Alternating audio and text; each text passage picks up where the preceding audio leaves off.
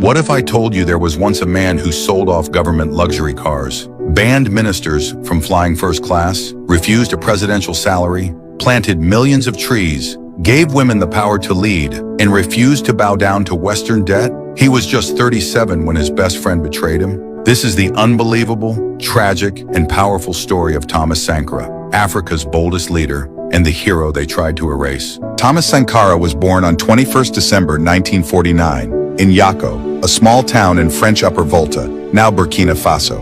He belonged to a middle-class Catholic family. His father, Joseph Sankara, was a World War II veteran and a gendarme, military police officer, while his mother, Marguerite Kinda, was a strong-willed homemaker. Thomas was raised in the city of Gawa and later in Ouagadougou, where he attended a Catholic missionary school. From a young age, he was brilliant, excelling academically, and showing a deep interest in philosophy, history, and politics. His early life was deeply influenced by colonial injustice, and he saw the inequality faced by Africans under French rule. His parents wanted him to become a priest, but at 17, Thomas shocked them all when he joined the military academy in Kadiogo. At the Kadiogo Military Academy, he was known for his discipline, intelligence, and charisma. Later, he received advanced training in Ansirabi, Madagascar, where he studied Marxism, revolution theory, and political science. While in Madagascar, he witnessed mass protests that overthrew a government. This radicalized him. He started seeing the military not just as a tool of war,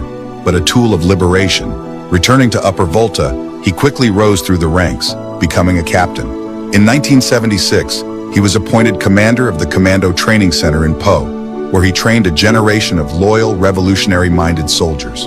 He was also an excellent guitarist, often playing in a jazz band. During his time in the army, Sankara received several commendations for discipline and service. While the exact names of medals are not always documented publicly, he was highly respected for excellence in commando training, strategic brilliance in organizing internal defense, integrity, earning the admiration of peers and citizens. He was also briefly appointed Secretary of State for Information in 1981, but resigned when he realized the government was corrupt, said, "Misfortune is a good school. The misfortune of others must teach us to avoid our own." During the revolution and resistance, Sankara found love. He married Mariam Sareme, a nurse, in the early 1980s. It was a love marriage. Together they had 2 sons, including Philippe Sankara. Mariam remained his unwavering supporter, even as the world turned against him. Despite being the head of state, Sankara lived a simple family life. No mansions, no private jets. He cooked his meals and encouraged his children to read and serve the people. In August 1983, after a popular uprising and military coup, supported by his comrade Blaise Compaoré, Thomas Sankara became president of Upper Volta at just 33. He immediately launched the Democratic and Popular Revolution. His first move?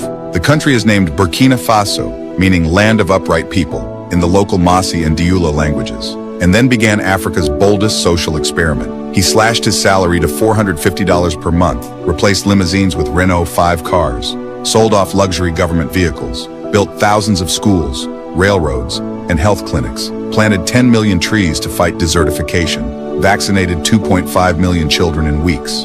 But revolution comes at a cost. His anti-corruption measures hurt the rich, his anti-colonial stand angered France, and his refusal to pay the IMF and World Bank debts alarmed Western powers. Even within his government, allies grew jealous.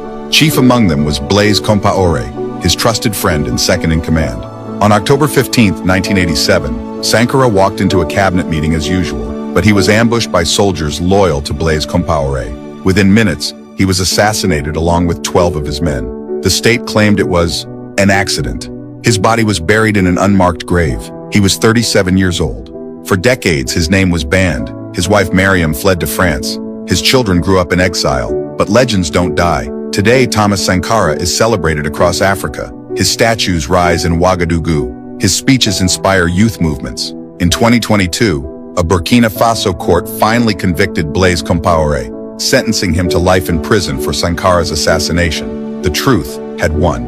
He had no palace, no offshore bank accounts, no designer suits. And yet, he remains one of the most loved leaders Africa has ever known. He once said, "While revolutionaries as individuals can be murdered, you cannot kill ideas." And he was right. Thomas Sankara, the upright man, the soldier of the people, the voice of a free Africa. If this story moved you, share it. What do you think leadership should look like today? Subscribe for more untold histories.